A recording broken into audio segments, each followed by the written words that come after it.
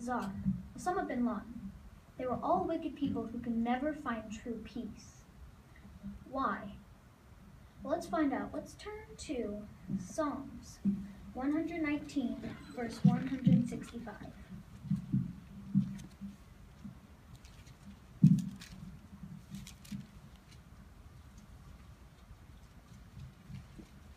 Abundant peace belongs to those who love your law. Nothing can make them stumble. So we need to obey God's law in order to find true peace. But did those people obey Jehovah's law? No.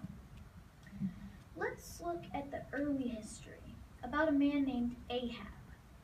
He was a king of northern Israel for 22 years in the year 940 BCE. But even though he was a king, his record was the wickedest as regards to the vital area of true worship. He also allowed Baal worship to infect Israel, only due to his early marriage to a woman named Jezebel. I'm sure we've all heard about her in the Bible stories. Now, he had a very early marriage, but he married out of the truth. And that is disobeying Jehovah. So that would equal that he was wicked and he wouldn't obey Jehovah, and so he never had true peace in his marriage. So then Ahab had an altar built, and he led 450 people and 400 priests in an act of Baal worship. And according to this, in all the regards that he did this and switching to Baal worship, Elijah told him about a severe drought that was coming. Let's turn to 1 Kings 17, verse 1.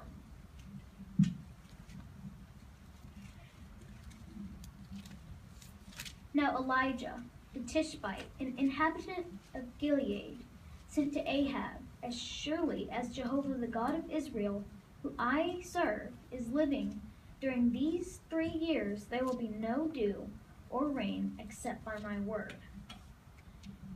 Now, it said it was in 3 years, but it was 3 years and 6 months. Can you believe that? Like, no water or anything. And a couple summers ago, we had a drought, and that was miserable. So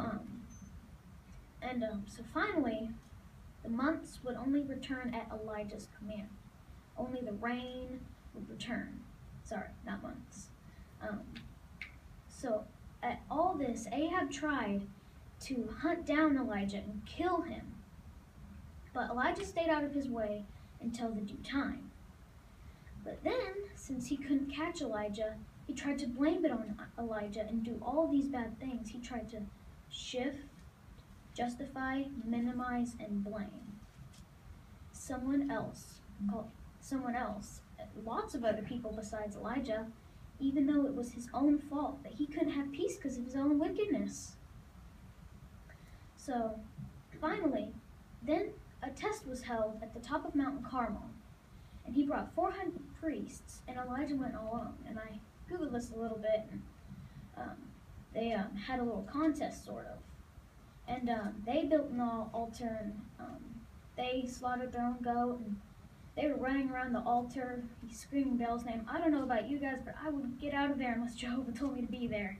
I would be scared.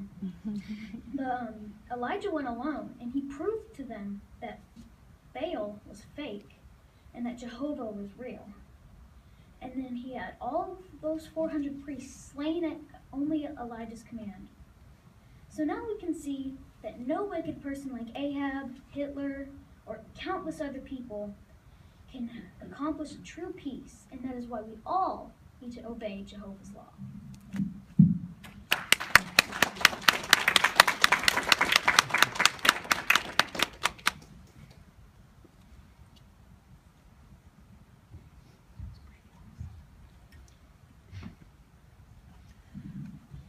Well, I got plenty of time. Well, that was very enthusiastic, Carson. That's point 10 in our school guidebook. By an animated delivery, give evidence of your strong feeling about the value of what you're saying. I think we appreciate often that you're enthusiastic about commenting at the meetings and enthusiastic about getting up here and doing Bible readings and even giving a number 3. So I appreciate your enthusiasm. Now, you were working on point number 19. Did you practice it?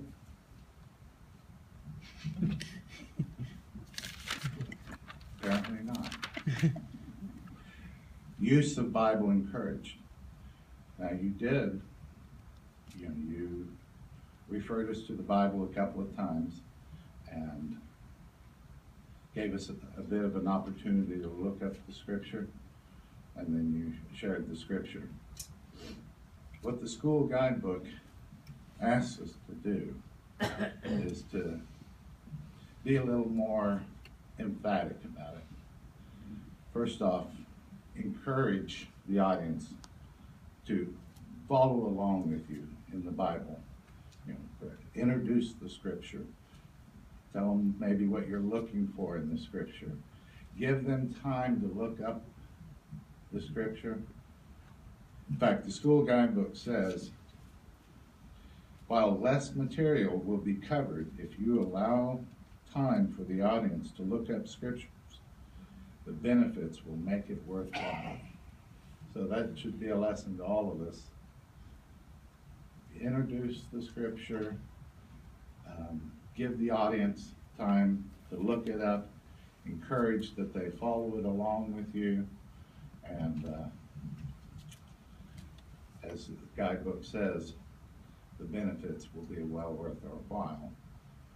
We'll be able to impress on them more fully what the Bible teaches on the subject that we're talking about. And that's the point of what we're doing, isn't it? Is to share what the Bible teaches. So, it says, directly invite the audience to look up key scriptures and then allow them time to do it. Well, the second school's out.